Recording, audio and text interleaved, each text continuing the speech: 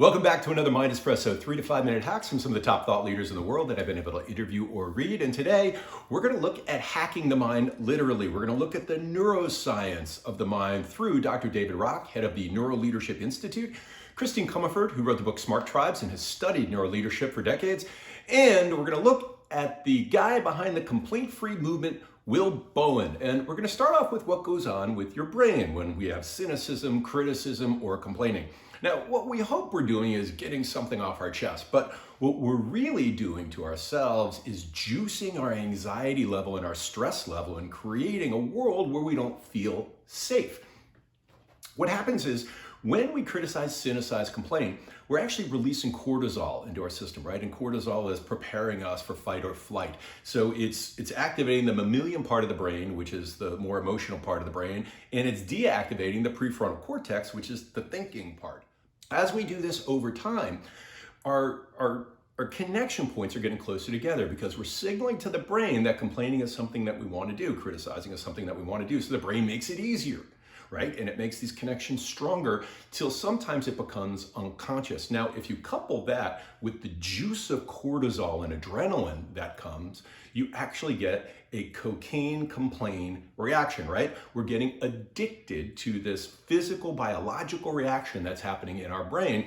And it's causing us stress over time. It hurts our immune system, leads to things like cholesterol. Some believe it shrinks the hippocampus. So really bad for you. But here's the other piece of this. Also, because we have something called mirror neurons, right? Which means that if I have an emotional reaction, I'm actually causing the exact same emotional reaction in those around me. So as I experience the stress, I'm actually causing that stress in other humans.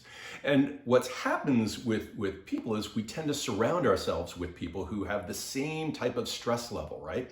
So now we're all trading different stress levels, and then we can't figure out why we are so anxious. Well, complaining, criticizing, and cynicizing are actually causing this ongoing process where we're mismanaging our brain and we're mismanaging the brains of those around us, and we're all addicted to it, and we're all in these anxiety loops. And it's not until you get away from the complaining, cynicizing, and criticizing that you look at it and say, what the heck was I thinking about? So how do we get away from it? Well, I'm gonna bring in Dr. Will Bowen, who is the guy who got famous for the 21-day complaint-free challenge. Now, what he has studied for decades is complaining. And he said you have to understand why people are doing it, why you are doing it, so that you can interdict it, right, and get in front of it. He uses the acronym GRIPE. So the first reason, the most powerful reason, the most pervasive reason that people complain is to get attention. Something bad happened and I'm important. So it's basically saying, I'm important, listen to me. I'm important, listen to me, right? That's what that complaint is about. Now, the other one's a little trickier. The R is to remove responsibility.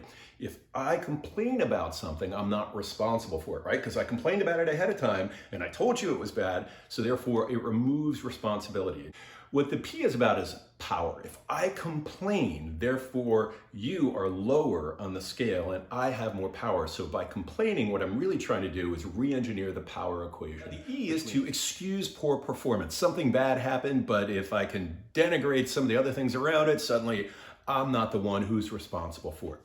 The problem with everything in gripe is that it becomes a victim mentality, right? And what you're really telling yourself is that the world is dangerous, you need to complain, and that you're a victim. And that creates a cycle. And what Will says is it's really easy to actually deal with someone like this and deal with yourself. Ask yourself on an ongoing basis, what went right?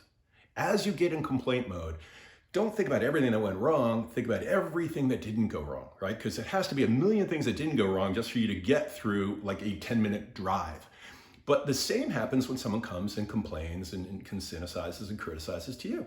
What went right? What was good about it? Keep asking that question. And he said two things will happen. That person will either start looking at the bright side or they will go away. So what's the take home here? Take home here is to actively manage your brain. Think about the brain chemistry. What brain chemistry are you launching into your system, right? Are you launching dopamine and serotonin and useful brain chemicals, or are you launching your cortisol levels and your adrenaline levels? And then what are you doing in other people as well? And manage your brain and manage others like you're managing their brain chemistry, then limits some of the negative things that we know are going to hurt: criticism, cynicism, complaining. And over time, that will give you a handle on that. And that's this week's Mind Espresso.